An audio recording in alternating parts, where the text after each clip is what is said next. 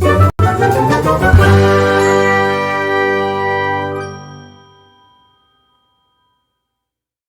friends, welcome back to my channel. I'm going to be 100% real with you right now. I already filmed this earlier today, and then I was like reorganizing my bookshelves because apparently I have a problem. But while I was doing that, I noticed that one of my top 3 books was not on that list of 10. So, I don't know how that happened. Now I have 9 books, and it feels so wrong to only talk about my top 9 books of the year. But I'm trying to be ruthless. That way, you know, in 5 months, 6 months, in December, when 5 months from now, when we come back and I revisit that, I can be like, oh yeah, that still is a solid read. Or I can be like, no, not so much. So, I've read 122 books. I just finished my 122nd book today in the year of 2023. And out of that 122 books, I have given 24 5 stars. So that's pretty good, I feel. But these are like my top 9 out of those 24. It was really hard because I had some really good contenders. Even some that I rated 4-star for some reason, you know, my craziness. But looking back at it, it might be more like a 5-star, but that could be a different video. If you want to see that, let me know in the comments below and give this video a big thumbs up. I'm going to quickly talk about my top 9. So I think that I have 3 romances, 2 thrillers, 1 horror novel, 2 literary fictions. So kind of a whole mix of things. Number 9 is The Love Wager by Lynn Painter. So this is an adorable rom-com that follows Hallie and Jake. Holly and Jack. Sorry. Hallie. Not Holly. Hallie and Jack.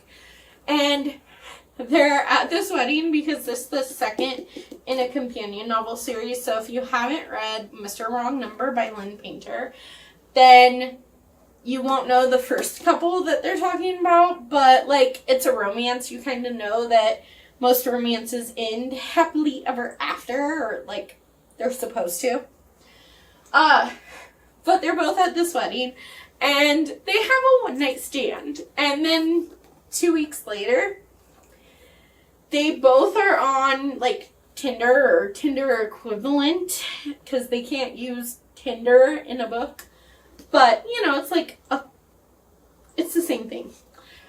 They're both on there, and their photos come up for each other, and they start talking casually on this, and they're like, hey, do you remember that night a couple weeks ago? Yeah, maybe we should do that again. And then they're just like, yeah, right. I couldn't do that with you because now you're my best friend. And, you know, it just kind of makes it super awkward and, like, friend zones them. And so, while they're on the dating app on their phone, they start going on double dates, you know, with their person they're meeting for the first time. And it goes horribly wrong every time.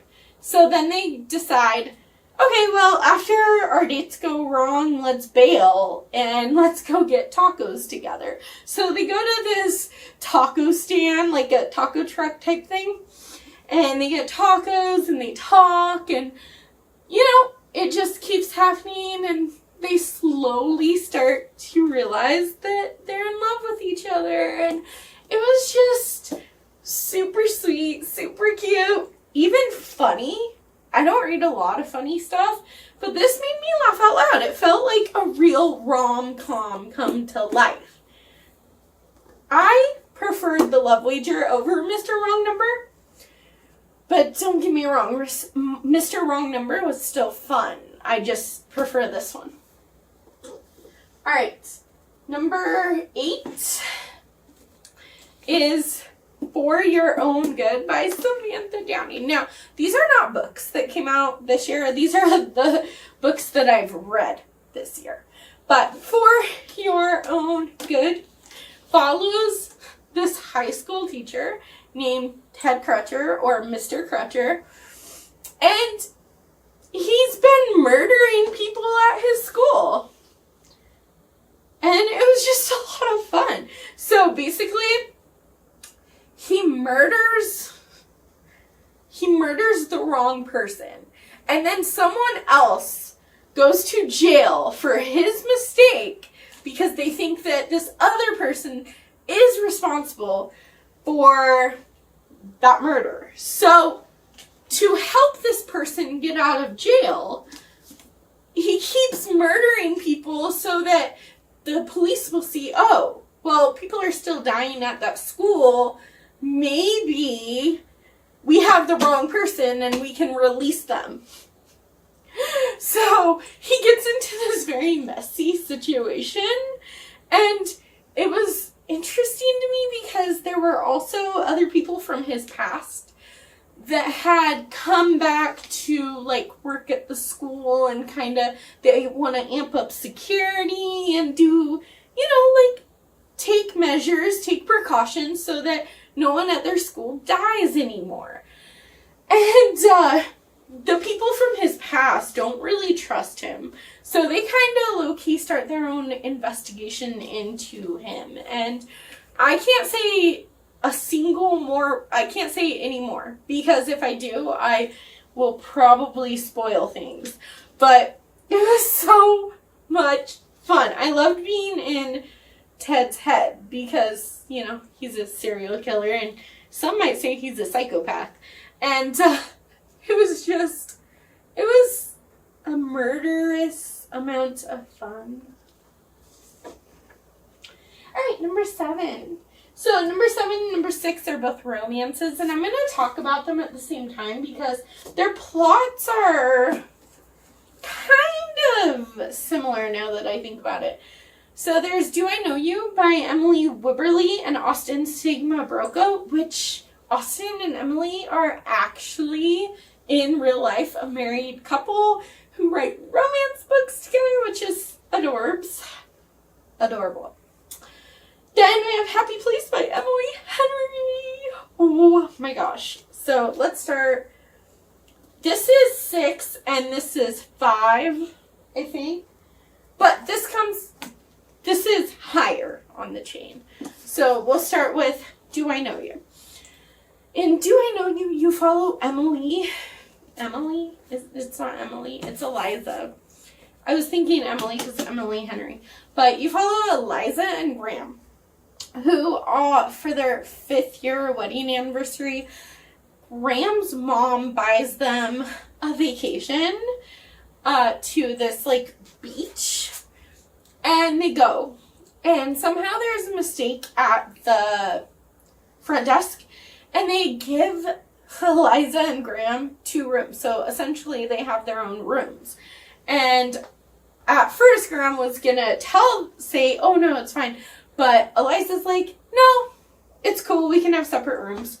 And so Graham is kind of upset about that. But he goes to the bar where he said he was going to meet Eliza.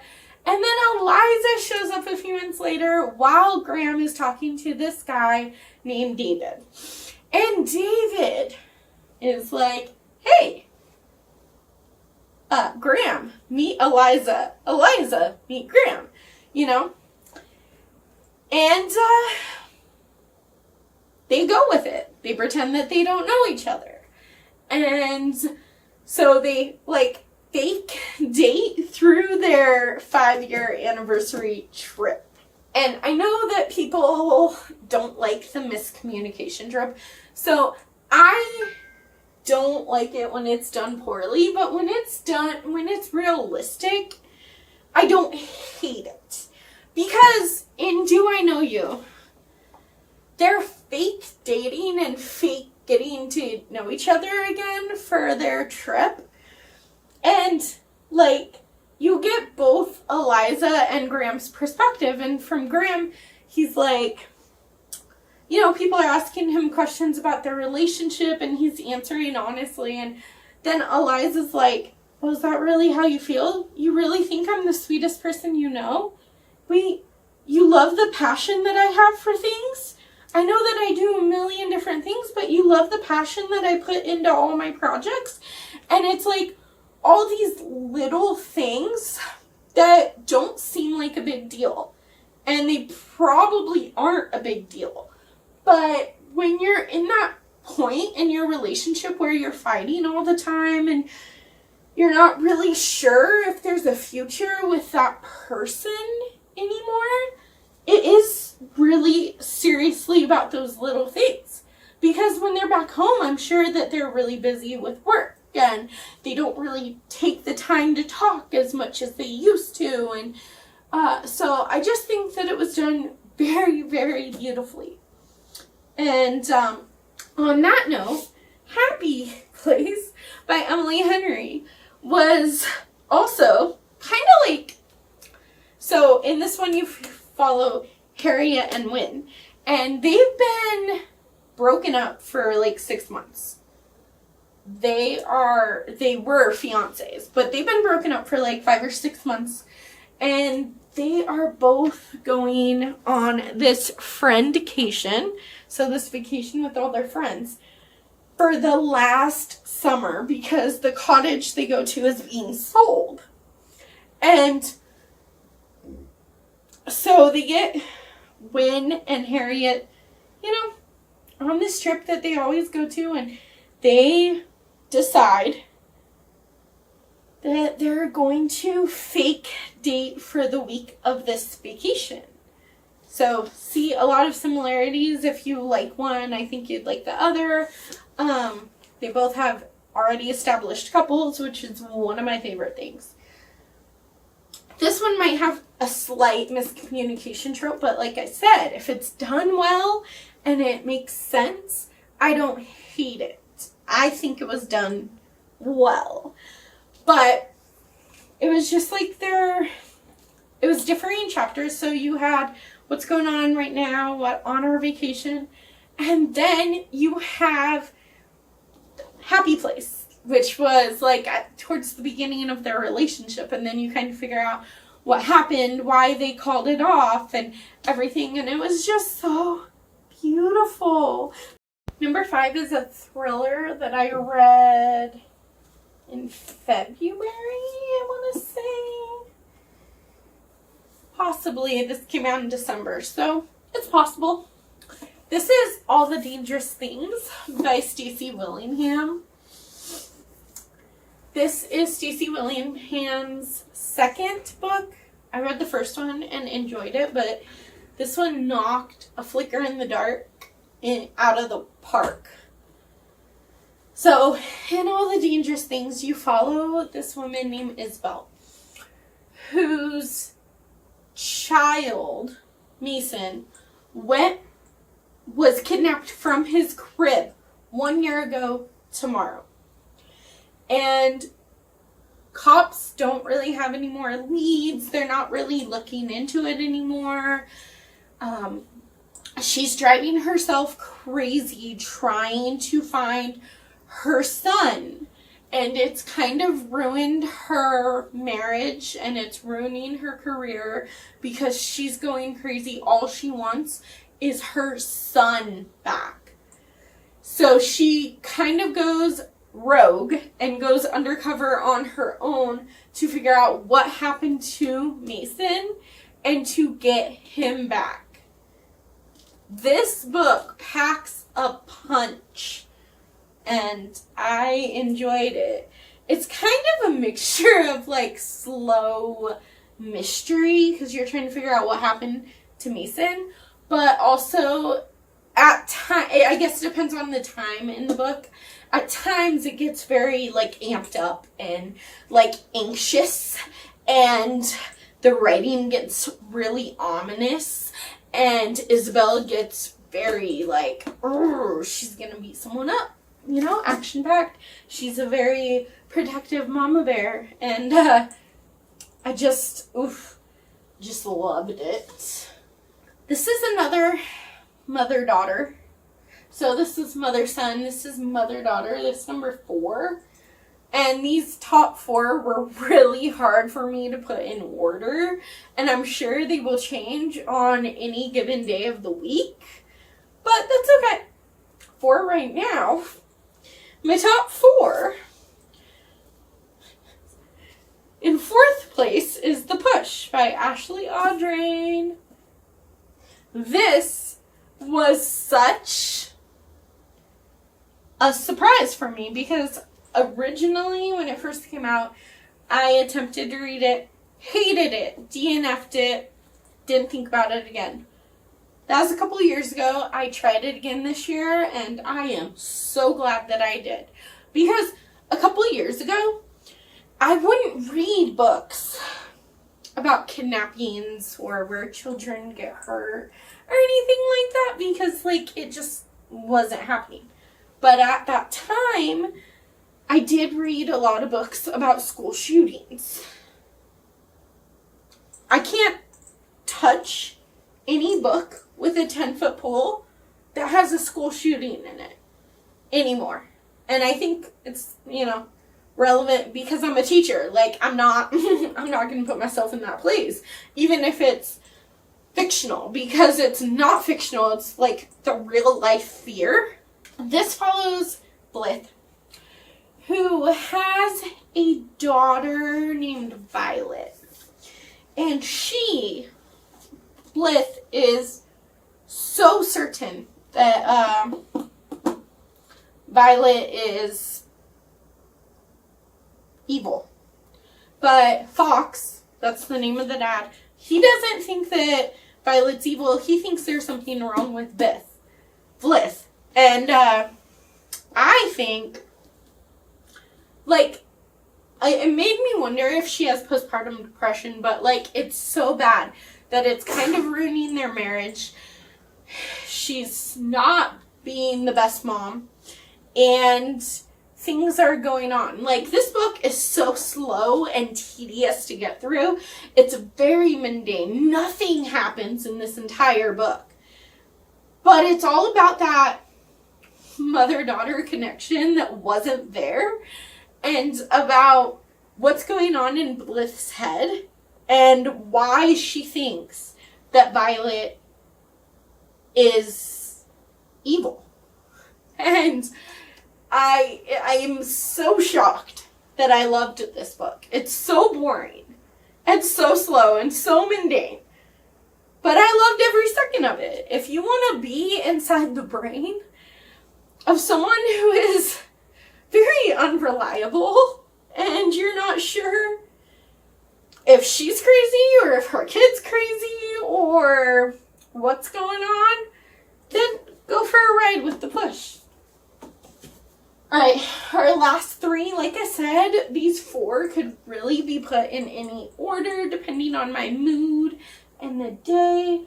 But Una Out of Order by Margarita Montemor.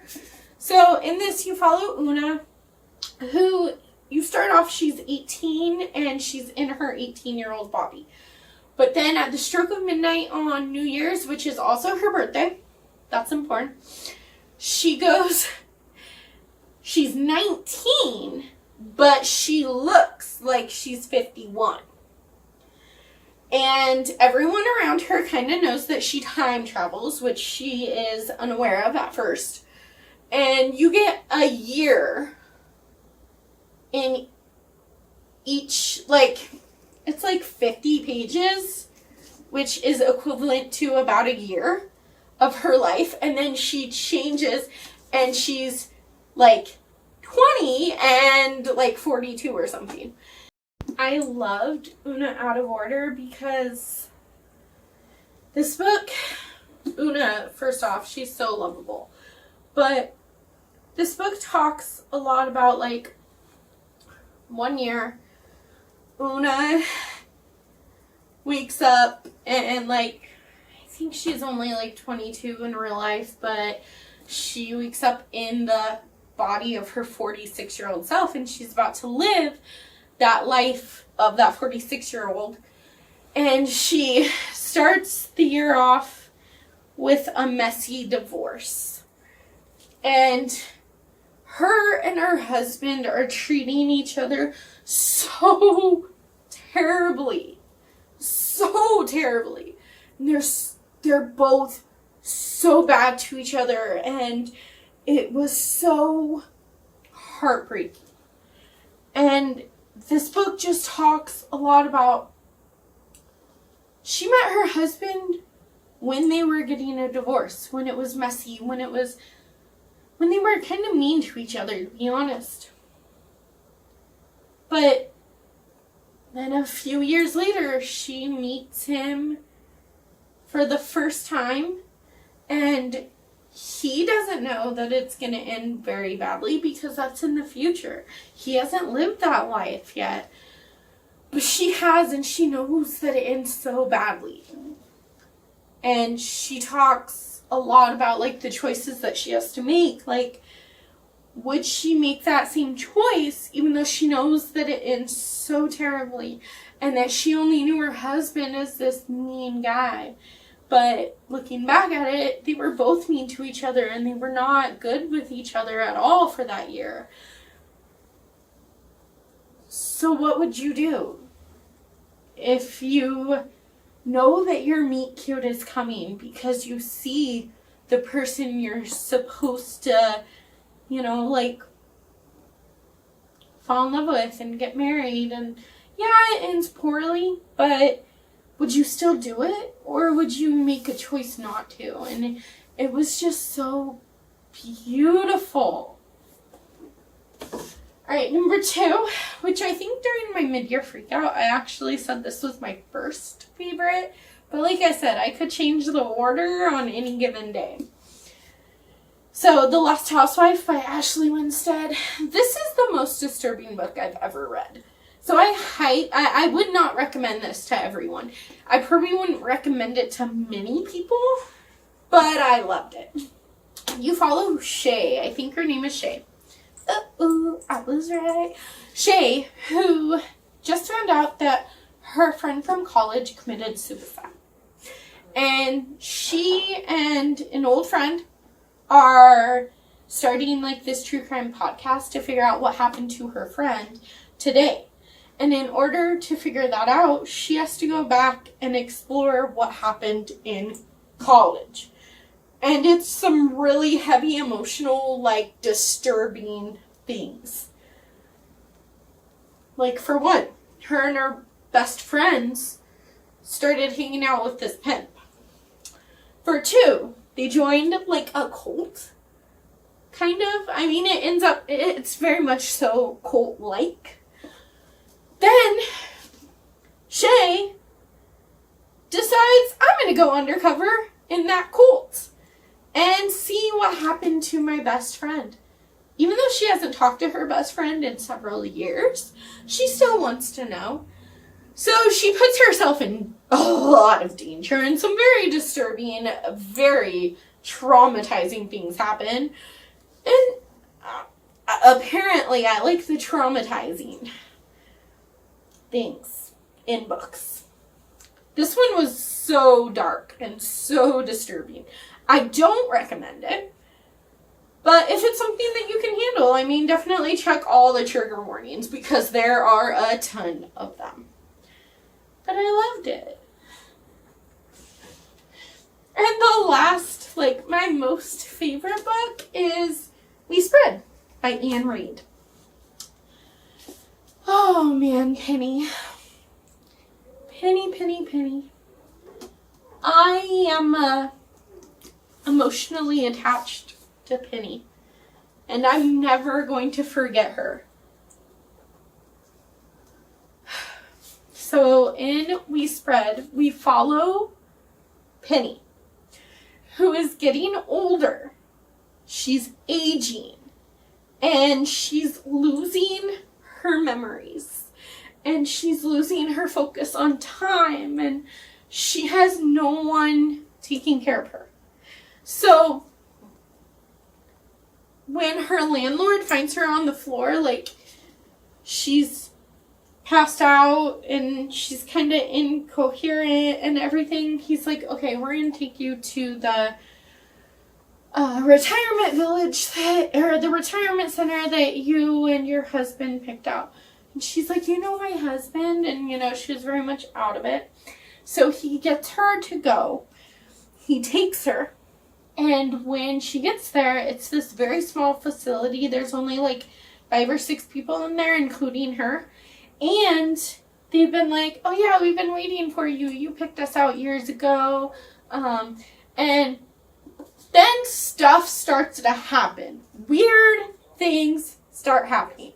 And you don't know if it's like Penny's memory loss because she's aging, or if it's the fact that this picture-perfect retirement center is not what it seems, and maybe they don't treat their patients, their people, the right way.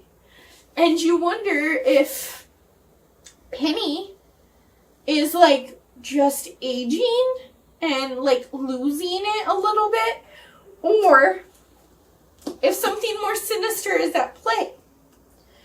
Now, for those of you, this is a horror novel, first off, but second off, for those of you that like books that you read and you get everything all wrapped up in a nice, neat little bow, I don't think this book is for you, because I read it, I know how it ends, I know everything, but I still have so many questions. And that's why I think Ian Reid is such a good author, because he did not answer some of my biggest questions in this book, but I still love it. Mostly because I connected so much with Penny. But it was such an emotionally draining book to read. On a fear, regarding a fear that a lot of people have. So, yeah. These are my top 9 books of 2023 so far. I hope you enjoyed this video. Don't forget to give it a big thumbs up and subscribe to my channel if you're new around here. And I will catch you in the next video.